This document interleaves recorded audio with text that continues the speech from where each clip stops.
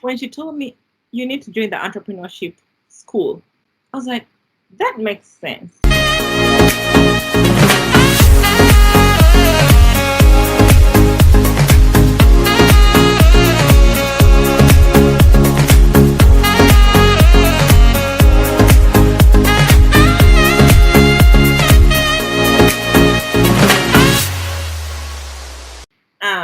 So I had friends, I made friends, amazing people.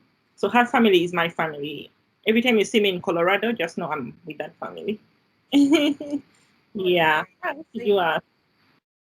So you really found a community and people to support you along this journey, especially, before your partner joined you, you Yeah. know.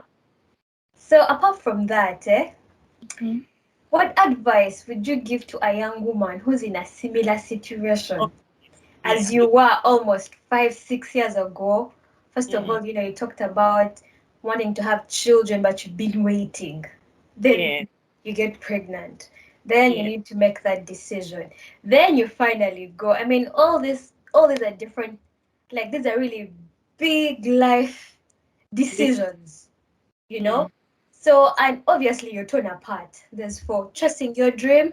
There's also wondering about your marriage. There's also wondering about your pregnancy. Like there are more unknowns than knowns at this point in your life. But what is that? What is that advice you could give to a young lady who's going through similar transitions?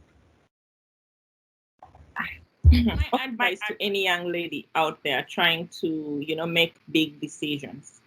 I'll give you the advice that my mom gave us as young ladies trying to grow up. She said, in for every lady at whatever level you're at, the only asset you have is what's in your brain, i.e., your education. Mm, Because this life is so dynamic, things can happen. The person you've been trusting so much, or whatever situation you're in, can be taken away, or can go away, or you can be in very big disappointment. yeah. But one thing you will not lose is what's in your brain. Mm, So for any lady out there, if an opportunity comes, take it. However hard it is, take it. What you have to do is create a situation that is convenient for your partner if you're married. Because I know of so many scholarships that allow people to have their families with them, mm, or there are scholarships that can let you travel back and forth if you really want to travel. But there should be something, there should be a way to make you able to take that opportunity. Do not give away an opportunity. If a challenge comes and you think you can take it on, take it on. Yeah, but just know the only thing you have, the only asset you have is what's in your head. That's it. So for me, that is why I can't let an opportunity go, because I don't know what tomorrow holds. I don't know. that's But I true. know I can always start from scratch anywhere. Right now, I can start from scratch anywhere in the world. Yeah. And perhaps add on to that, it's also important to communicate and Yes. communicate clearly Yes. with your partner, with your parents, with your in laws. Because if you just uproot yourself and go and, I don't know, something backfires, No, you have a lot of explaining to do. I think your as long as your husband or whatever your spouse endorses your decision, just don't listen to any other advice. And if he says no, try to understand why he is saying no. Is it in good faith? Is it in, I mean, even if he said, stay home, I'll take care of you. I don't listen to that. I think we are the generation of stay home, I'll take care of you doesn't cut it anymore. It just Yeah. doesn't cut it anymore. So try to understand why he's not buying your idea at the moment, and explain why it makes sense to you and why it is best for your family, because you need to put your family first and then think about them, how they can Mm, join you in whatever decision you're making, and then move on. Because for me, what was very important for me is having us together. yeah. Because I know together we can do anything. We can conquer this world together. Yeah. And also, Liz, why I really decided, like, why it was so important for me to travel pregnant. I knew, a PhD is 5 years. There was no way I was having a baby, leave my baby in Uganda and be in a foreign country. No, You'll never rest. I would never rest. You'll So I was never like, rest. this decision is hard, but in the long run, it's the best. That is Yeah. very true. That is very, Fun. very true. Yeah. Mm. So, I guess, I don't know, after how long did Joel join you? Let me see. I was by 1st August 2016, I was here, and he was here in May. Those are how many? 2017, May? Yes. This is About nine, that's a few months, eh? like 9 months. 9 months, eh? Ah, okay. All right. So he Mhm. finally joined you and, So I don't know. Uh yes, we've talked about, where it all started, where you got the hunger to go, then you waited, then it eventually happened, but you were pregnant, but then you decided to go. So, you found a community, even should I say random people who Mm. decided they wanted to take you under their wing. Your advisor was very helpful, all these things. But then somewhere along the way, you decided to change career paths. Again, another another Uh, huge life decision. yeah. What led to that? Like, what led to that? What is it that you're like, you know what? I think it's time I made some career moves. Um, I told you I'm a traditional lady, right? You Married, need to expound on that for those who don't understand. like, okay, the man is here, and I'm like there, even if I'm struggling to come up and catch him, but I can't because he's the man, like something like that. So, first of all, because I started the program before him, Mm-hmm. I was sure that I was going to finish Before before. him. That part worried me. Oh, really? Why did it worry you? Worried me because I've never wanted to be like, okay, I made the big move to come here. Mm. And then I finished school, probably I find a job somewhere. And again, he has to look for me. You would move again together. It's Wouldn't that be an option? more like I made a decision to move. Let me first explain why I made the decision to change my program. Mm-hmm. Okay, I came here as a PhD student, majoring in fashion and design. But I accepted that the country that I am in right now is like advanced, right? Me coming from a developing country and planting myself in America where they have seasons and seasons I'm seeing for the first time. Fall clothing, summer, winter, autumn, what I mean, like my fashion, there was no way it was aligning. That was one core hard fact. Mm.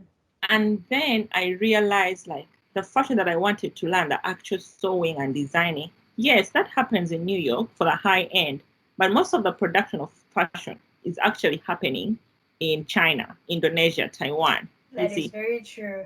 So the fashion school I came to, well, people are just the few undergrads who are really going into the fashion and designing, but at my level, PhD level, we are being trained to be researchers. So there was no new skill in my fashion skill that I was really learning. Mm. Yeah. There was no sewing, there was no drawing and sketching. No, it was reading papers, reading, like, let's say, production, like what's missing, what can we improve, like stuff like that. Things I to said, do with how do we improve sustainability of fashion and all these things so for me, joining the program, it was not really giving me what. aligning with you. Yeah.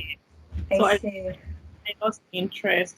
And then, as maybe some people, one or two, will see this video and they saw me presenting a banana project. Yes, I remember that thing. I was like, this girl is going And places. that was a very lucrative project. Everyone believed in that project, right? Even me, I was like, cause I remember there was, I think NTV was doing something similar on West.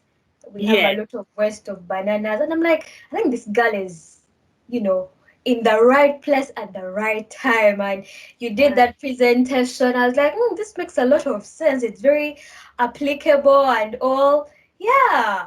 Then But what happened? you know what? I mean, you are an academician. You understand like the technology and the chemistry that goes into making a fiber, a fabric. There is a lot in between there. Yeah. There is a lot of chemistry that is in between there. Mm. Please, they told me with this project, you need to go down into the chemistry lab, analyze these fibers, test chemicals. Things you stopped like 6 years ago. Yes. I'm like, Joyce, I'm a mother. I don't want to be in the lab. I see chemistry students here. I'm like, this isn't what I want. Yeah. So anyway, when the whole chemistry came in, I was like, no, I'm not going to write my dissertation on this, and then I just can't do it. Anything. So I had met a friend. She's American. She was doing her PhD. So I'm like, she was actually like in her 40s. She told me, Joyce, no, if you don't, this American system is very flexible. You can change your career like at any point. And she encouraged me, you know what, I'm in agriculture, but I studied with lawyers. I studied with, like, you can do anything at any particular time. So she really encouraged me. She's like, you know what, the best thing you can ever join on this campus is business school. And I told her, tell me about business school. Of course, she told me business is business. Here, business is, yeah. And then the she told economy. me, yes. That's it. Yeah. And then she told me because you're international students, you're very flexible. You can easily find work anywhere. You don't have to be like, oh, I have this fashion school, degree, and I have to be in New York.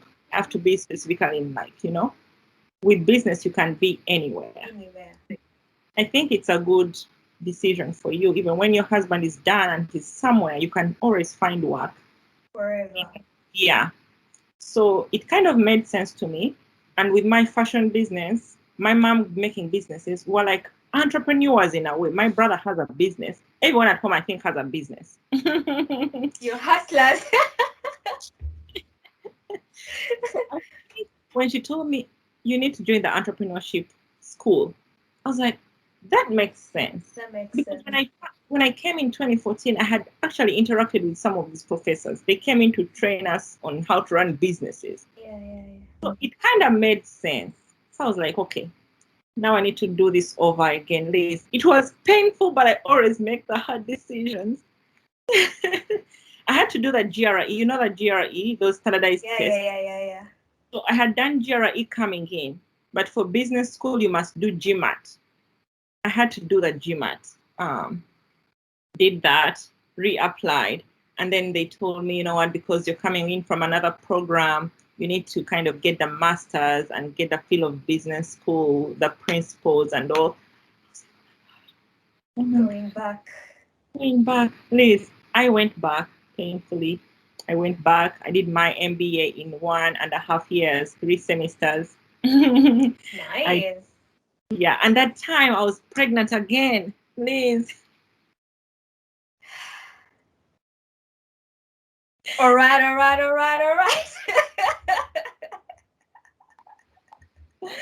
I was pregnant again. But anyway, that time my mom was here, my husband was here. So it was a little bit easier. Yeah. I did the MBA and immediately the following fall, I got into the PhD program. So my transition was painful, but it made sense because I wasn't really fulfilled where I was. Yeah. And now I feel like I'm in the best department ever. Yeah. So I think that's a very important thing because sometimes you make a plan and you realize, this plan is not going to work for me. You know? Sometimes, because for you, I know you've always loved fashion. And I remember when you told me you changed to economics, business, I was like, okay.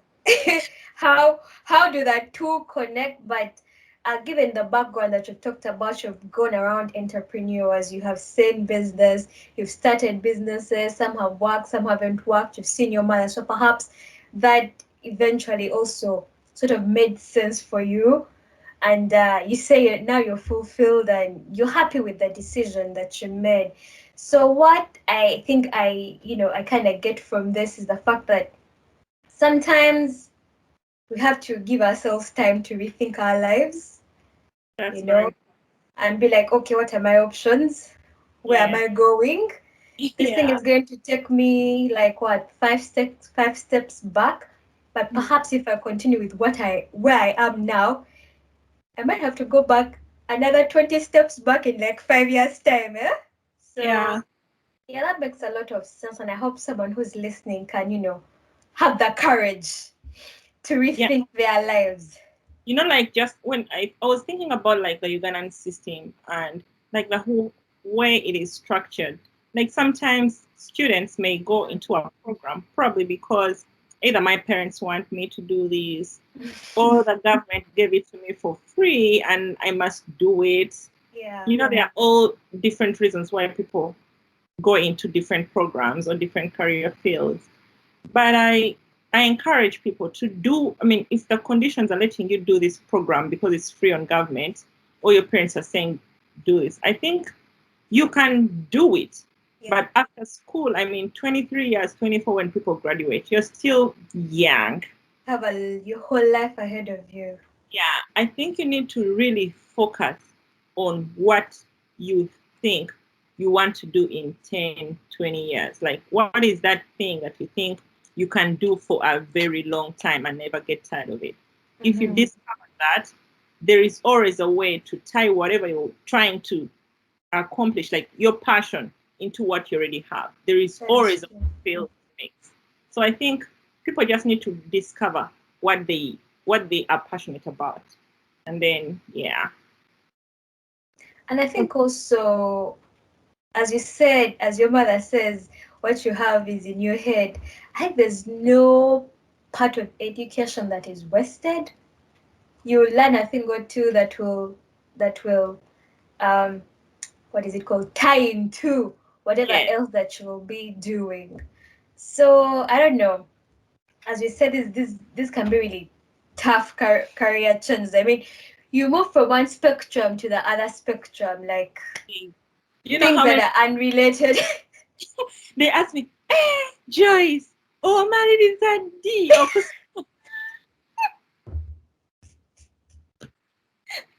And you're like, still going. I'm still going and I'm not in a hurry. Because Liz, anyway, what really consoles, I don't want to like condescend anyone back home, but even as, I mean, I'm a student, I'm not in an office and earning a lot of money, but I know I am much comfortable, but like better than so many people back home. I know it. I know it. So that keeps me going. I'm like, where would you be if you were home? Like, okay, would you I mean, it keeps me going of like, don't say, okay, 5 years here being in school is too long. No. What are your friends doing? All people tell me, Joyce, find us opportunities to come. So I'm just living this moment. I know it's a transition life, like I'm just in transition. So I'm just being patient with my process until I'm done, hopefully in a year. Yeah. Yeah, but I've given myself time. And I think, well, for me, you just said something, and I just thought to myself, when it comes to some things, I'm not really very patient. Like, if I've started something and like I have a vision for it, and I've started on the process, I wanted to see the fruits there and then. But I've also learned it stuff. Like you can't just start, and you have to live in the moment. You have to breathe. You have to give yourself time. You have to, you know, because I think just like you, people ask me, hey, you're still studying. I'm like, yeah, I am still. What are you doing? Yeah. I'm like, I'm doing things that I actually like right now. They're like, so you're doing, because, like when I came, of course, I was like, I'm going to do civil engineering, of course, and I want to do design and blah, blah, blah. But as an individual, I think also from the systems, as you said, our systems back home are very, what's the word? they're not flexible. Rigid. You know, it's kind of like if you are a doctor, you are a doctor. Yeah. Hmm? People don't really expect you to wake up one morning and say, you know what, I think now I want to go do farming. People Mm. will not understand that. These days, I think people are becoming more and more flexible, but the overall education system is such that it's very, So for me, even like some of my mentors, the people I've worked with, they still think of me as a person who wants to do designing of roads and stuff, but that is not the thing that vibes with me. And no longer, I think back in the day, because that's what was available and I Yeah. could do it, Mm. but it wasn't really, really what. Because I was always like, there's something I want to do, but I don't know what. Something I want to do, but Tell me about this. I don't know what. You are doing something, but there's a there's a gap. But because you don't see, when you look around you, you don't see what can fill that gap. So you just go with what's there. So for me, when I came here and I did my master's program, slowly I started feeling the gap being closed, and I realized, this is what I want to do. So when I tell people I want to do things to do with policy, research, advocacy, they're like, how is that connected to the things you studied?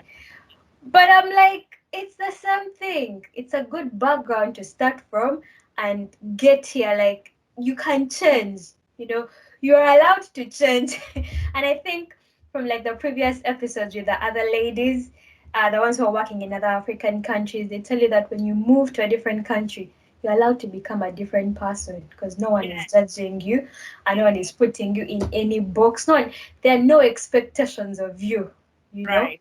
can even change your religion if you want to. And your tribe. So anyway, wrapping Mhm. up, these career changes.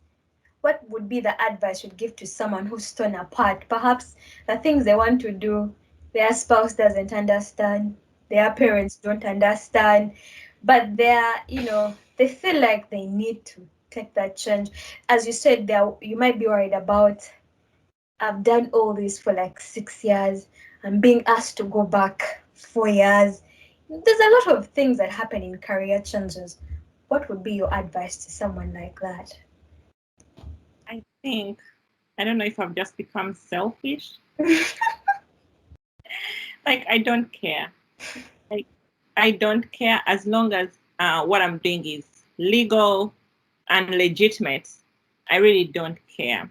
Mhm. What matters to me most is, as you said, you had a void that you feel is, I mean, fulfilled right now.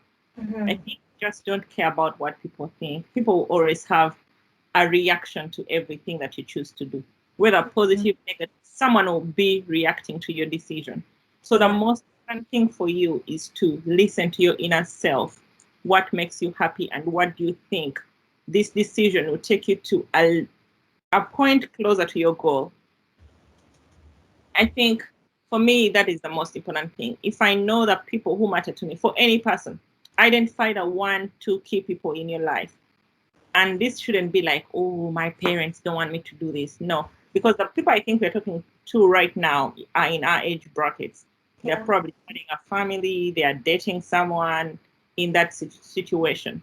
Make sure your closest, I mean, friend you're dating or your spouse is at the same understanding like you are in your decision. As long as that one person you cares about agrees with your decision, just don't listen. Keep moving. Seriously, seriously. Because at first, like for me, my family, my bigger family, like my brothers and sisters, were not really understanding what I'm doing. Yeah. This girl is crazy. But now they realize I made the best decision. You see, so I think the less people you have to sell your idea to, the quicker you get to where you're going. Yeah. Some That's like my friend. important. I think my advice is just first of all, don't share. I mean, our culture. The other day I was listening. Sorry, I'm going to bring in something small. The other day, a girl, she has a YouTube channel also, and she was talking about what her mom told her. She said, the girl was saying, her mom passed away, but she was saying, my mom told me one thing. This world has so many people who smile, but the people who cry with you are so limited that you can count them on your fingertips, right? So if people are that few, why do I have to prove my decision to everyone? No. Anyone out there with an opportunity, please take it. Don't make everyone happy. As long as your void is being fulfilled by this one step you're taking, go for it. I think that's very important. The less people you have to sell your idea to, the quicker you will move. Yeah. Completely agree with that. So Joy, thank you so much for sharing your story with us. Hopefully we'll be listening to more of, of your life's journey, because I can't imagine. I mean, there's a lot of nitty-gritties in there that Yeah. that we would like you to share with us, hopefully next time. But for I'll now, definitely back. I'll thank you definitely so much. yeah. So we're happy. Thank you for sharing with us, and thank you for making time, because I know that time zones are crazy. 14 hours apart. That's a The lot. time zones are crazy. So yeah, Yeah. thank you so much, and we hope to hear from you next time. Say hello to the family. Thank you.